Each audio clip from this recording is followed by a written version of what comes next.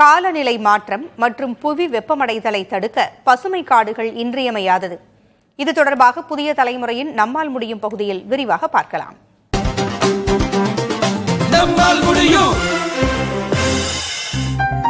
மனித இனத்தின் நல்வாழ்விற்காக இறைவன் அளித்த நற்கொடை காடுகள்.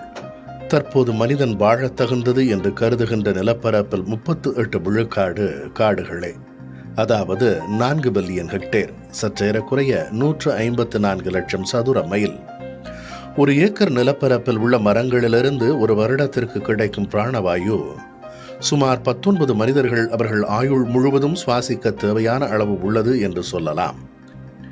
காடு கொன்று நாடாக்கி குளம் தொட்டு வளம் பெருக்கி என்ற பட்டினப்பாலை பாட்டின்படி காடுகளை திருத்தி நாடாக்கி குளங்களை வெட்டி நாட்டின் வளங்களை பெருக்கி என்று அக்கால மன்னர்கள் தொடங்கிய நகரமயமாக்கல் இன்று வரை தொடர்கிறது.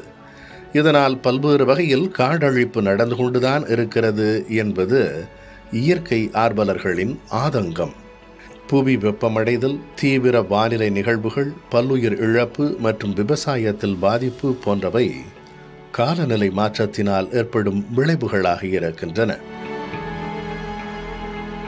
காலநிலை மாற்றத்தின் பாதிப்புகளை தடுக்கும் வகையில் திருவாரூர் மாவட்டம் புள்ளமங்கலம் மற்றும் திருநாட்டியத்தான்குடி கிராமங்களில் பசுமை காடுகளை உருவாக்கும் நோக்கத்தோடு வனம் தன்னார்வ அமைப்பு, இந்து சமய அறநிலையத்துறை, கோயம்புத்தூர் சோசியல் சர்வீஸ் ட்ரஸ்ட், சமுத்திர சாய்பாபா அறக்கட்டளை மற்றும் பொதுமக்கள் பங்களிப்போடு புதிய தலைமுறை அறக்கட்டளை நம்மால் முடியும் குழுவும் இணைந்து மரக்கன்றுகளை நடும் களப்பணியை மேற்கொண்டன. அதாவது திருக்கோயில்களுக்கு சொந்தமான பயன்பாடு இல்லாத இடங்களில் 1 லட்சம் மரக்கன்றுகள் நடும் திட்டத்தை அறநிலையத்துறை, இந்து சமய அறநிலையத்துறை திட்டமிட்டு ஜீவோ கொடுத்து இப்போ பண்ணிட்டு இருக்கிறாங்க எல்லாத்தையும். அந்த வகையில் அதில் நாங்கள் சேர்ந்து புதிய தலைமுறை தொலைக்காட்சி கூட சேர்ந்து யார் யாரெல்லாம் அந்த திட்டத்துக்கு உதவி பண்ணணும்னு நினைக்கிறாங்களோ அந்த தன்னார்வ அமைப்புகள், இது மாதிரி அறக்கட்டளைகள்லாம் இணைந்து இது மாதிரி முயற்சியை நம்ம எடுத்துக்கிட்டு இருக்கிறோம்.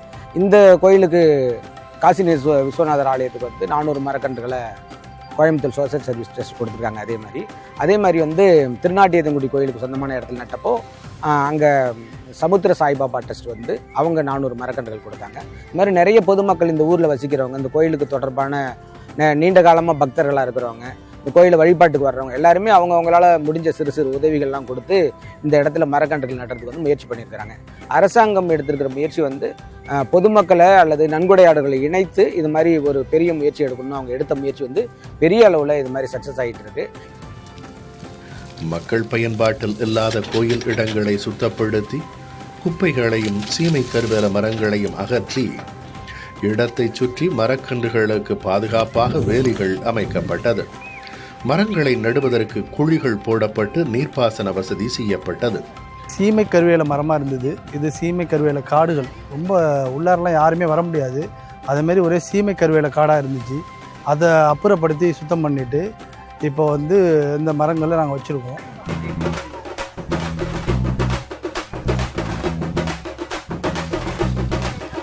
பள்ளி மாணவர்களும் இயற்கை தன்னார்வலர்களும் ஆர்வத்துடன் காடு வளர்க்கும் களப்பணியில் கலந்து கொண்டு மரக்கன்றுகளை நட்டனர். எப்படி நம்ம பூமி பாதுகாக்கிறது, மரம் செடி எப்படி வைக்கிறது, அந்த மாதிரிலாம் ஃபாலோ பண்ணுறாங்க. அது சொன்னால் பசங்க புரியாது, ப்ராக்டிக்கலாக செய்கிறப்போ புரியும். எல்லாரும் மரம் வைக்கிறாங்க. ஆனால் இங்கே குறுங்காடுன்னு சொல்லிட்டு கம்மியான பிளேஸில் நிறையா மரம் வைக்கிறோம். பறவைகளுக்கு என்னென்ன மரம் பிடிக்கும், நாவல், இழுப்பை, மகிழம், இந்த மாதிரி பண்ணுறாங்க. அது பசங்க பார்க்குறப்ப ரொம்ப என்ஜாய் பண்ணி வச்சாங்க. செடி வைப்போம், பூச்செடி வைப்போம், அதை வச்சோம், அவ்வளோ நம்மளால முடியும். இந்த குறுங்காடு பண்ணுறப்போ ரொம்ப ஹாப்பியாக இருந்தோம். சிறு வயதில் நாங்கள் மரக்கன்றுகள்லாம் நடுற விஷயங்கள்லாம் ஸ்கூல் டேஸில் நாங்கள் பண்ணிகிட்டு இருந்தோம். பட் இப்போ இந்த ஒர்க்கை ரொம்ப முழுமையாக பண்ணும்போது ரொம்ப ஆர்வமாகவும் ரொம்ப எங்களுக்கு ரொம்ப மகிழ்ச்சியாகவும் இருந்துச்சு.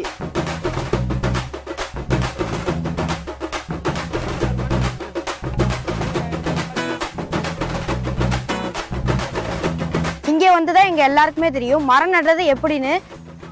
மரத்தை எப்படி நடணும், அந்த பேப்பரை கிழிச்சு அதோட தாய் மண்ணோட வைக்கணுங்கிறது எல்லாத்தையுமே நம்மளுக்கு சொல்லி தந்ததுக்கு ரொம்ப நன்றி. அப்புறம் சாய்ராம் ஸ்கூலும் எங்கள் ஸ்கூலும் சேர்ந்து நிறைய செடியெல்லாம் நட்டு வச்சோம். வேம்பு, இலுப்பை, கொடிக்காப்புளி, மருதம், நிறைய செடியெல்லாம் நட்டு வச்சோம். 500க்கும் மேலே செடி நட்டு வச்சுருக்கோம்.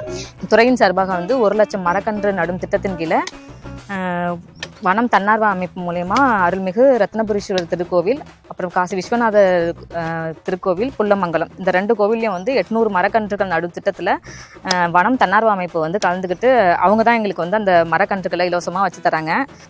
மரக்கன்றுகளை நடுவதை காட்டிலும் பாதுகாப்பான முறையில் வளர்த்து பராமரிக்க வேண்டும் என்பதுதான் முக்கிய தொடர் களப்பணியாகும்.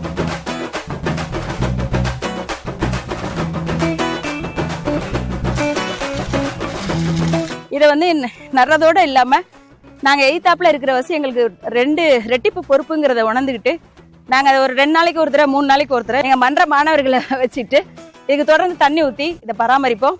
எங்களோட வரலாறு, அதாவது புல்லமங்கலம் ஸ்கூலோட வரலாறுல இங்கே காசி விஸ்வநாதர் கோவிலோட இந்த குறுங்காடும் நிச்சயமாக இடம்பெறும். காலநிலை மாற்றம் மற்றும் புவி வெப்பமடைதலை தடுக்கவும் சூழல் இயலை காக்கவும் பசுமை காடுகள் வளர்ப்பு முக்கிய தேவையாக இருக்கிறது. அதற்கான களப்பணிகளை தொடர்ந்து செய்வோம்.